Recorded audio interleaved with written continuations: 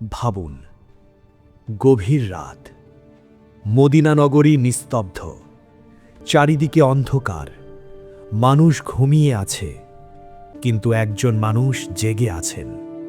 তিনি কোনো সাধারণ মানুষ নন, তিনি মুসলিম উম্মার শাসক, তিনি ওমর ইবনে খাত্তাব রাদিয়াল্লাহু আনহু।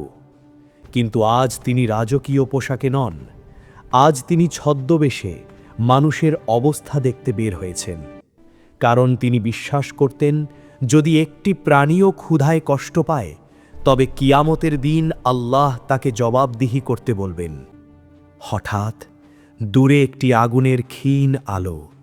তিনি থামলেন, ধীরে ধীরে এগিয়ে গেলেন। একটি কুঁড়ে ঘর, ভেতর থেকে ভেসে আসছে শিশুদের কান্না, ক্ষুধার কান্না। তিনি ভেতরে তাকালেন, একজন অসহায় মা, চারপাশে কয়েকটি শিশু, হাঁড়ি আগুনে বসানো।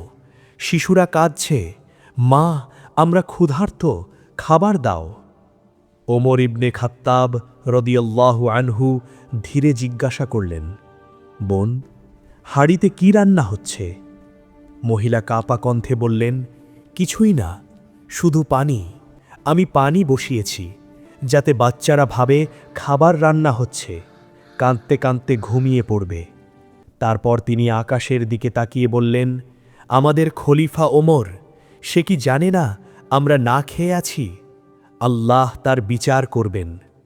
এই কথা শুনে ওমর ইবনে খাত্তাব রাদিয়াল্লাহু আনহু ভিতর থেকে কেঁপে উঠলেন।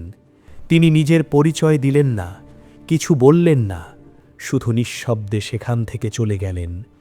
দ্রুত পৌঁছলেন রাষ্ট্রীয় ভাণ্ডারে, নিজ হাতে আটা ভরলেন, খেজুর নিলেন, তেল নিলেন, সব একটি বস্তায় ভরলেন। তার সঙ্গী বললেন, আমাকে দিন, আমি বহন করি। তিনি দৃঢ় কণ্ঠে বললেন, কিয়ামতের দিন তুমি কি আমার বোঝা বহন করবে?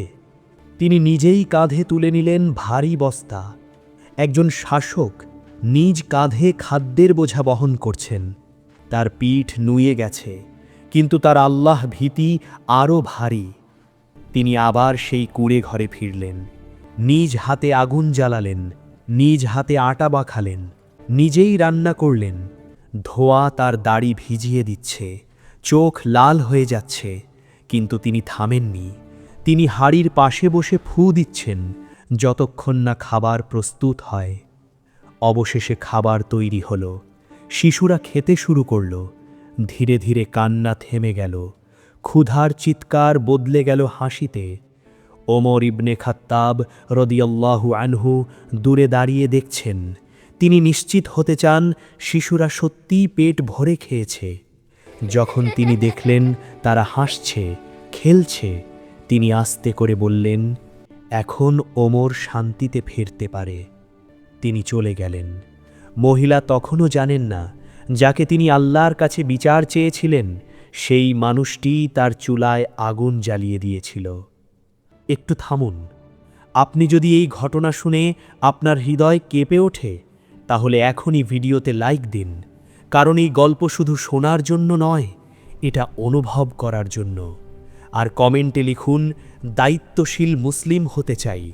আপনার একটি কমেন্ট হয়তো অন্য কাউকে ভালো কাজ করতে অনুপ্রাণিত করবে।